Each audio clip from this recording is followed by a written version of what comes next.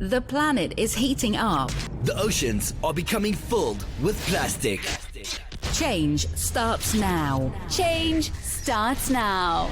We're on a countdown To zero waste. 5, 4, 3, 2, 1.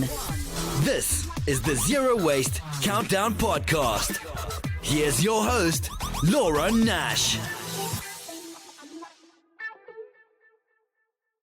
Hello, everyone, and welcome to the Zero Waste Countdown podcast and radio show. Today, we're speaking with Elizabeth Hines. She is from Solar Oyster. Elizabeth, welcome to the show.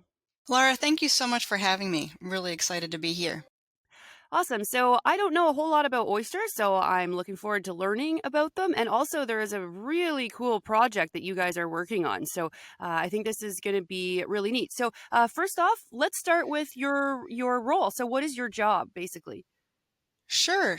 So there are two companies that founded Solar Oysters, and I am the Vice President of Business Development for Maritime Applied Physics Corporation, the engineering firm that's working on the platform design.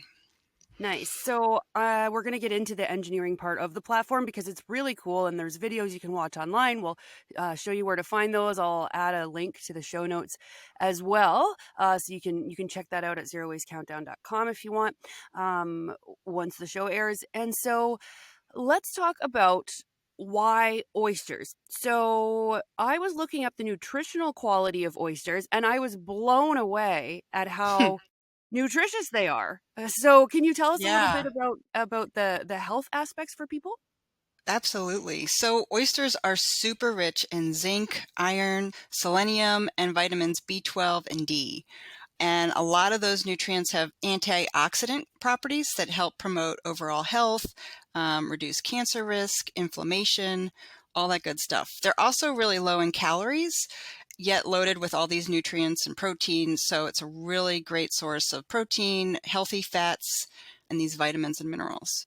So yeah, you can, with a couple of oysters, you can get 100 to 75% of your daily recommended dose of B12 and zinc and copper, and a lot of your needs of vitamin D and selenium. It's pretty amazing. I didn't know that they were so healthy. I used to eat them a lot in British Columbia when I lived near the ocean, but I haven't had them a while. And I think some people are maybe scared to try them. You can cook them, you can eat them raw, right? There's lots of different ways you can eat them. Yeah.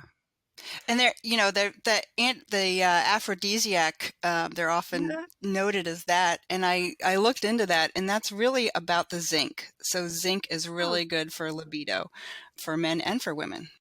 Cool. I forgot about that part. Actually, I remember hearing that before. That's funny. So they are also good for sustainability. So, there's a lot of talk in the news right now that, don't eat beef, it's bad, and, it's mean to farm animals and all this stuff, right? But oysters can actually be raised very sustainably. And I think it's because they don't require a lot of inputs. Is that right? That's a really good point, Laura. So they don't need any fertilizer. They don't need chemicals. They don't need external food stock. You just put them in some water with high salinity and good oxygen levels, and they will go. And so you guys are designing a new solar oyster project that's going to raise these oysters in a sustainable manner. So let's hear all about the project. Sure. So Maritime Applied Physics Corporation, we're a small engineering firm in Baltimore City, and Ecologics, which is an environmental consultancy with experience in aquaculture, came together around the health of the Chesapeake Bay. And we formed this partnership about 2 years ago to say, okay, what can we do to really help the bay and the environment? And taking what MAPC knows, we've done a lot of work for Navy applications, Navy platforms. And so one of our designs for a floating platform that could move people and fuel and goods from one smaller Navy boat to another, we thought would be a really great source of reducing thermal shade in the Chesapeake Bay. Well, turns out if you put some solar panels on it, you need a lot of ballast, which is weight at the bottom. And so we thought, well, how about oysters for that ballast? And then we thought, we could create energy and we could grow oysters, and wouldn't that be great? And it turns out that the economic benefits of growing oysters far outweigh the energy benefits that we could create with just the solar panels. So it really quickly evolved into growing oysters as the primary thing that solar oysters would do, and away from solar energy. So there was a bit of a pivot in there, it sounds like. It was a pivot. And so now, what we've done with these platforms is they can grow 45 times the amount of oysters in a really, really dense environment as regular aquaculture farms, which need a lot of space. They need, the average farm is 1 to 3 acres, and we need just 90 by 53 feet to grow a similar amount of oysters. Okay, so if you go and watch the video, it looks like there's these conveyor belts that take, I guess, rows of oysters, and they're constantly moving them like down and up, right? Is that like an important part Yes. of oysters? Is that they have to go up and down because typically they would be in tides that would go up and down? Right. Well, yeah, that's the crucial part of this. So the automation comes from the solar panels, and they rotate those cages in the water column. So right now we're looking to have about 20 feet of water in the water column, and they rotate these oyster cages up and down in that water column and expose the oysters to varying degrees of salinity and oxygen, which we think will really promote high growth rates. Yeah, it's pretty cool to see. So it's basically like a big, would you call it a barge? Yeah, that's a good word for it. Yep, a barge, floating platform, operating Yeah, platform. Yep. and then it's got the solar panels on top so it can operate these conveyor belts, and then underneath the water is where all the oysters are growing. So it's a pretty neat thing. And about like where it goes in the water, are these supposed to be close to shore, or do they go out a bit? Like, does it matter? Mm, that's a great question. So basically, another way to think of it is they need about 20 feet of water. So if you're really close to shore, usually you're not going to get that kind of water depth. And that's actually a crucial selling point, is that in the Chesapeake Bay, for example, and other estuaries, the visual impacts of having large aquaculture farms close to shore, gets a lot of homeowners to sort of fight the permitting process. But so with our platforms, you know, when you need a lot of water, you can have these way far offshore, so it doesn't have the same visual impact. And you could have these out there, and nobody really is concerned about that. So yes, generally farther from shore. And I would think that maybe the water would be a bit cleaner too if you get them out of those like city areas, right? Yeah, yeah, definitely. And there's a lot more algae, more exposure to things close to shore, which you don't have to worry about. Yeah, instead of the pollutants, because I would worry that if oysters were in a polluted bay, that maybe they would accumulate it because they're kind of like these little filters, right? So, do you know anything about the pollutants that oysters can take in, and how that Yeah. works? Yeah.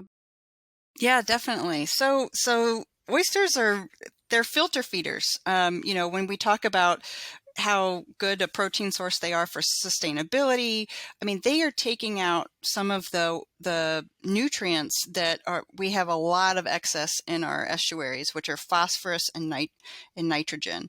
And they take them out of the water column and into their shells. They actually excrete them into their shells, and process those. So it's a really great thing for estuaries and bays and oceans. But at the same time, yes, they can suck up other pollutants, metals, for example, such as copper and cadmium. And because cadmium kind of has the same proteins as zinc, so it will eat it and process it thinking it's zinc, I guess. And copper actually is not really a function of how much metal's in the water, but really it's about salinity, which is kind of an interesting thing, how much salt is in the water. I listened to one of your previous podcasts about plastics in the ocean. So I did some research about oysters and plastics. And there's some new research coming out in 2020 that show that in a laboratory, yes, oysters will suck up those microplastics that you guys were talking about. Wow. But in a an estuary or an ocean environment, they can be choosy feeders. So they tend not to take in all that plastic in an actual wild environment where they have access to other nutrients. So I thought that was pretty interesting. Oh, that's good to know. And I find it very interesting that it puts stuff into its shell because I was worried if the pollutants are getting into the oysters, and it's neat to hear that they're putting them in the shells, at least some of them. So that's Right. good news. Yeah, and there have been studies, I saw a South Korean study where the percentage of those pollutants is really way, way, way lower than on average 1% of the 100% daily allowed amount of some of these metals. So really minor in terms of what they actually a human would ingest. Hmm. Let's talk about the platform a little more because I think that this is a very new concept, right? So, can you tell us how farming for oysters is now, and then how you're Sure. going to change that to make it more efficient? Sure, yeah. So there's a couple different ways that you can farm for oysters. So there's dredging and trawling and using tongs in a sort of a wild oyster reef. And so farmers will lease the bed of an estuary and then have access to the oysters at the bottom. And those are, wild caught oysters. And the other way is through aquaculture and cages and cage flipping, which is backbreaking work as well as dredging. And so what we are kind of doing is the aquaculture method where we have the cages, but instead of having to flip those cages every couple of days, all of that manual labor and hard work is taken out of the process, and all of that's automated through the solar panels.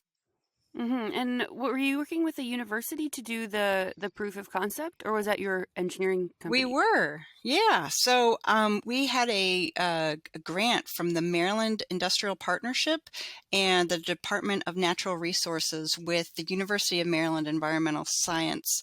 And what we did there was we really tested the mechanics of a smaller platform that just had one hanging basket each, and we built 3 of those platforms, and we tested them in Solomon's Island by the University of Maryland. And we learned a lot about wave action and current and the effects that that has on the platform.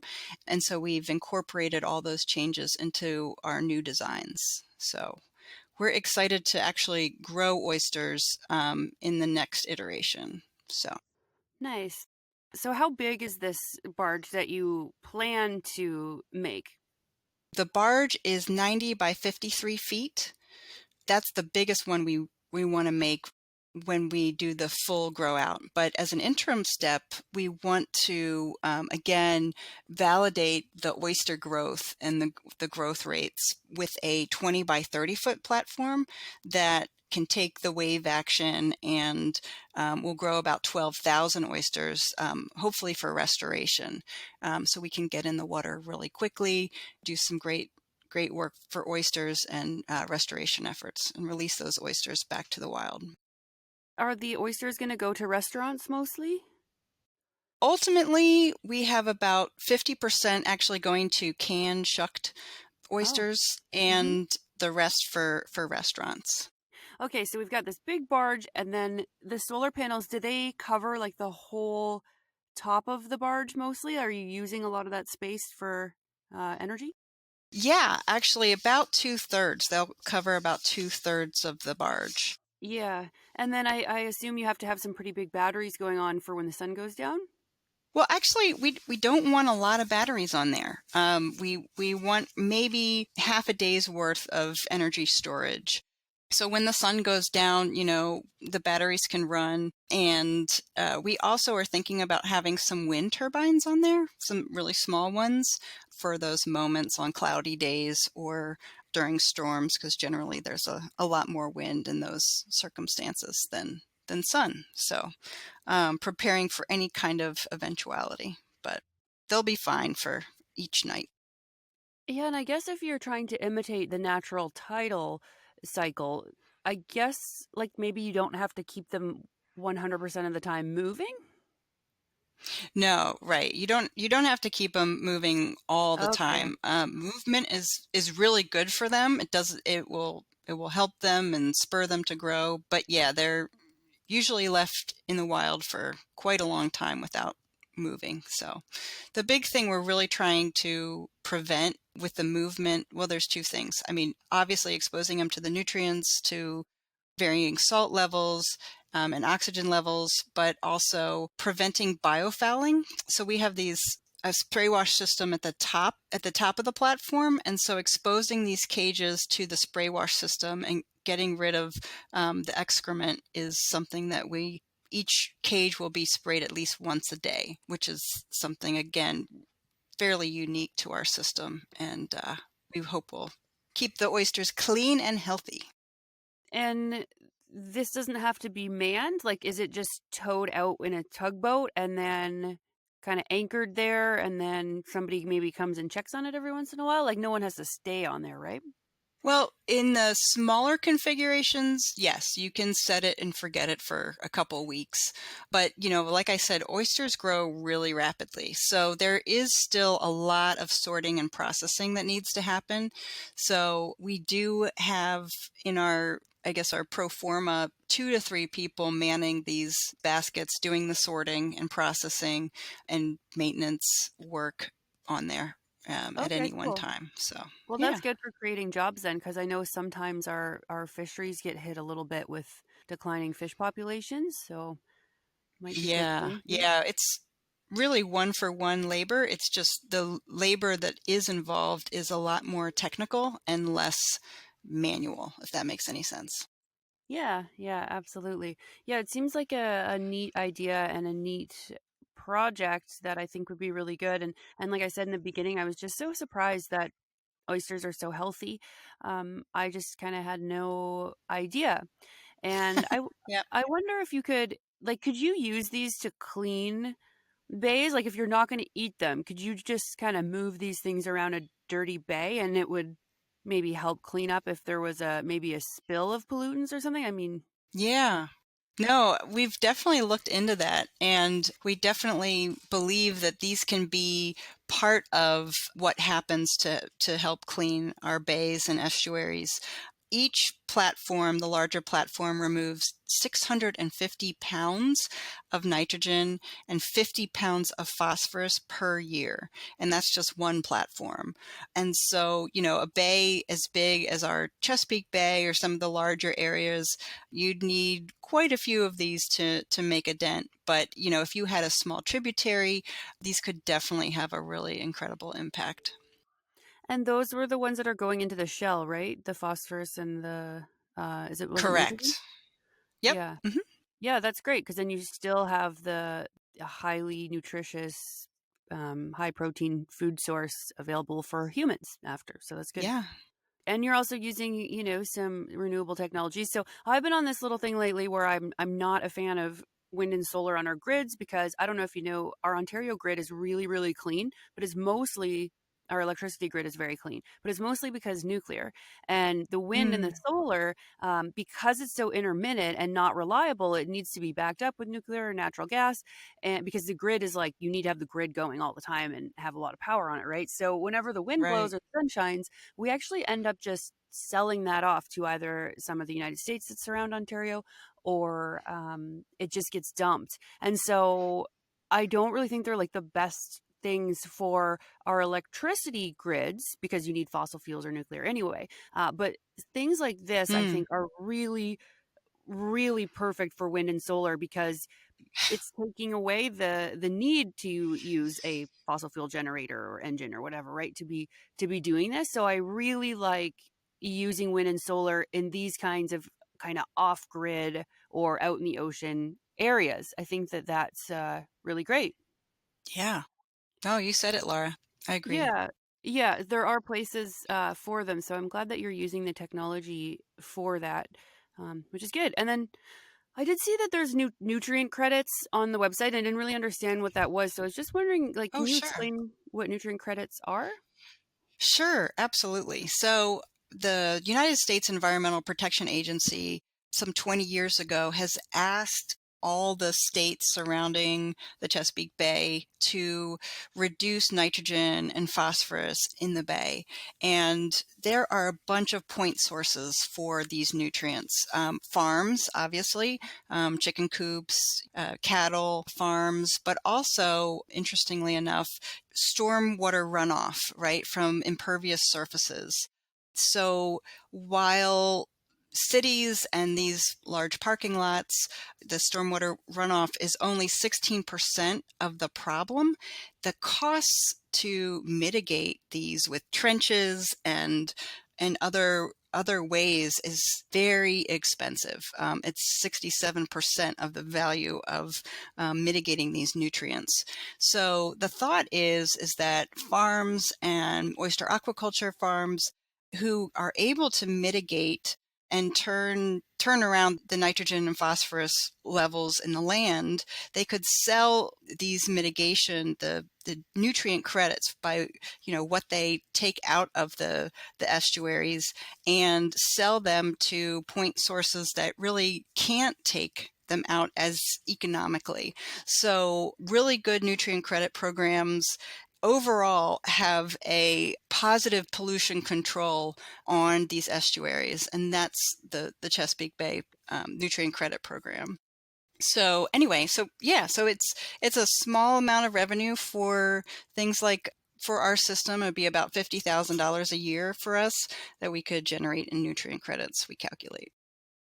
So is that a little bit like a cap and trade system? Absolutely. Yep. That's a great way to put it. Yeah, I always see this as like a higher level kind of thing where we're kind of dealing with pollutants and trade-offs and trading them with different companies so that everything kind of balances out and you're not really punishing people like a tiny bit, that are like polluting too much, but then you're really helping the people who are trying to clean it up. So it's like a good relationship because the cap and trade system has been successful. And so this is really neat to hear. I had no idea what they were. So thanks for Yeah. Yeah. We're really happy with the Chesapeake Bay program because it really is a net overall positive benefit. It's really working, and it's new. It's in its infancy, and we'll see how aquaculture will improve it. Yeah, that's very exciting. And America always seems to have things going on like this. And I know in the environmental community, everyone's like, "Oh, well, Europe is doing better," and Europe does really well with their environmental regulations and whatnot. But America does Yeah. too. And sometimes we forget about that, or we don't see it as much because everybody's so busy complaining about it. Um, so, but if you start to, learn about these things like the nutrient credit system in the Chesapeake Bay, like you realize that there are so many Americans working on these issues and cleaning things up. And I think that this is really cool if you're listening and you're young and you're kind of interested in engineering, but also the environment. I think there's lots of opportunity for you at a lot of the universities as well, it seems. Do you have any advice for anyone who is young, who's listening, who wants to get into a career that has to do with the environment? Do you have any suggestions or insight? I guess I would say, please go for it. We need you so badly. We Maritime Applied Physics, half of Solar Oysters. We are mostly do Navy related things, but we really wanted to pivot because of global warming and what's happening to our environment. And we need a lot of engineers to come and look at these problems and design solutions. So just raise your hand. And good things about small companies like ours is listening to our engineers, letting them invent and come up with their solutions. So if you've got ideas and things you want to explore, working for a small company is a great way to be able to create proposals and do your own thing within the company. It's nice to see something with a bit of creativity that can do so well. And Elon Musk does things like this as well. Like, why aren't we making more things? Stop what, Right. what you're doing and make something, right? And I think that that's kind of really neat advice. And I'm sure he'd be really happy to hear about this project too, because I know he's really into harnessing the sun Yes. Yes, for he is. power. Yes. Yeah.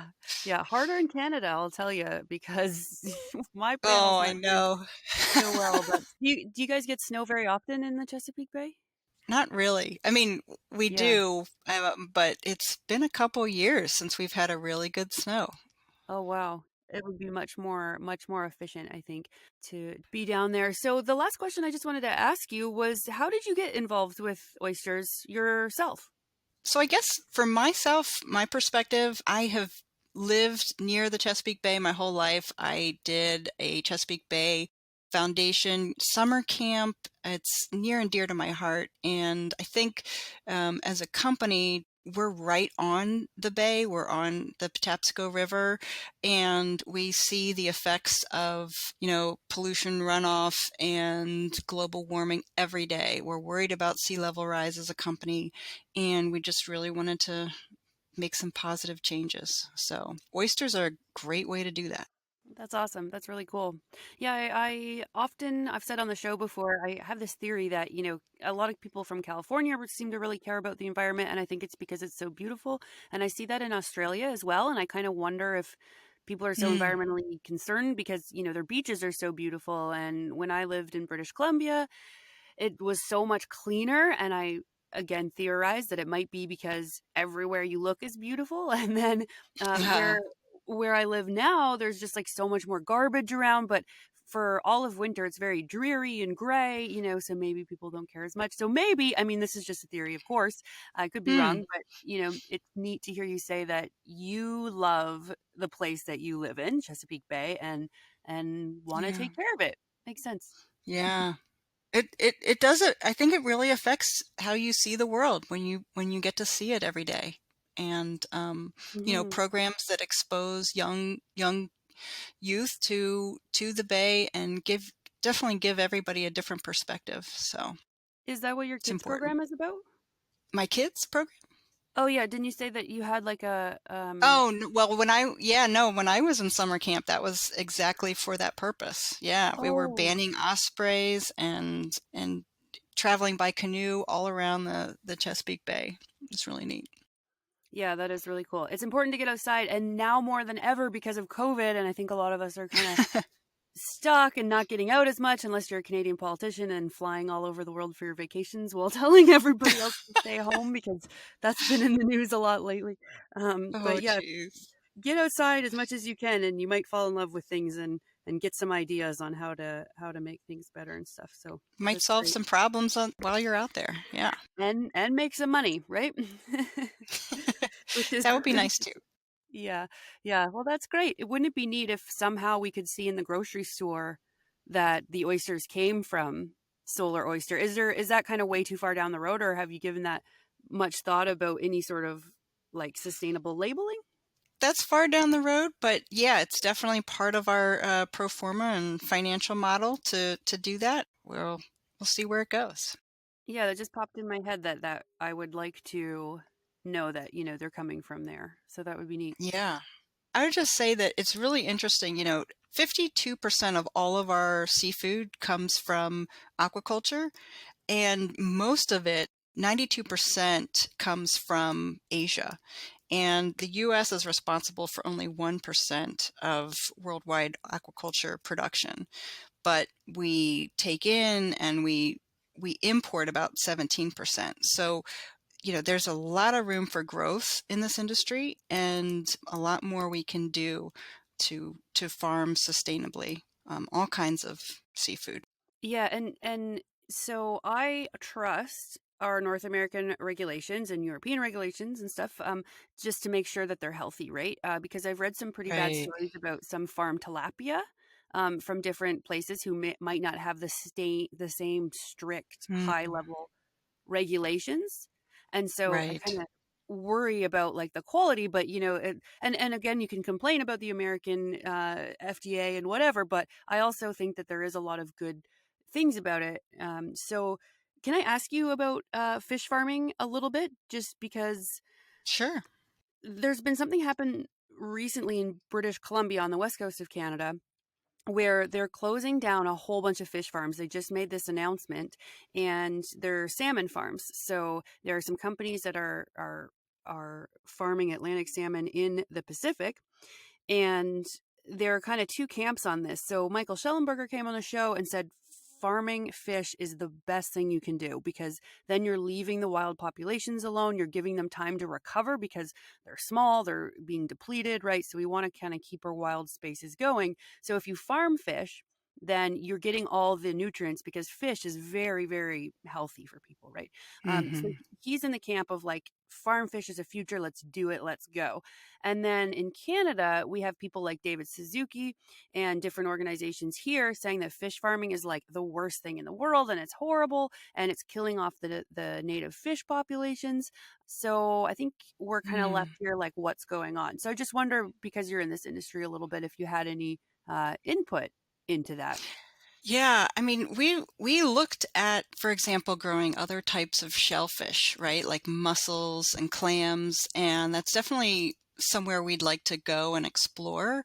But at the same time, we were taken aback by what happened with invasive mussels, the zebra mussel in the Great Lakes and other areas. And so I think there's a balance, and I think it's really important to get it right and to do it correctly. And one of the things we've looked at actually is combining wind, offshore wind, with oyster aquaculture or fish farms, right? So you've got a power source, and you've already got these wind turbines out in the ocean. There's a really symbiotic relationship, having operation and maintenance vessels go out there to fix things. Why not couple that together with fish aquaculture or oyster aquaculture, and really do something a lot more sustainable for both Yeah. industries?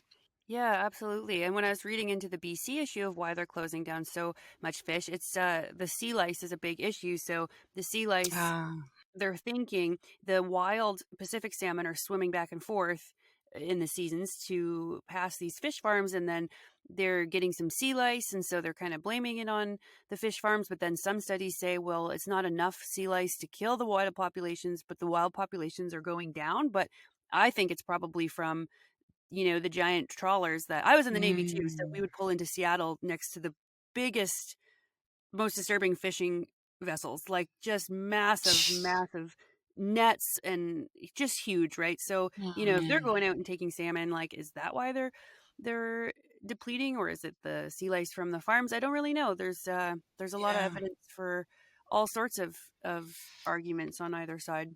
Here's an interesting article I read, is that at least in the oyster aquaculture industry, there's this bacteria that can get into wild oysters, and for some time they were worried that aquaculture raised oysters were contributing to the bacteria.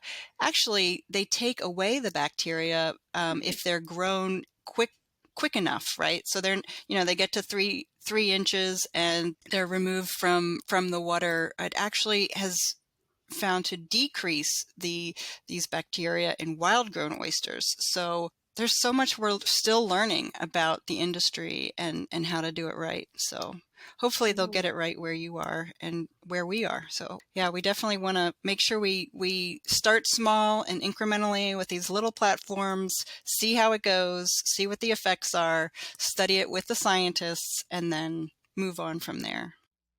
Yeah, it's very exciting, I think, to figure these things out. And humans are very smart, and we've been doing really cool things. And I think we can work in harmony with the planet, and producing food, and not harming the wild spaces, and cleaning things up and stuff like that. So I think that this is a really good example of that. So yeah, awesome. Thank you very much, Elizabeth.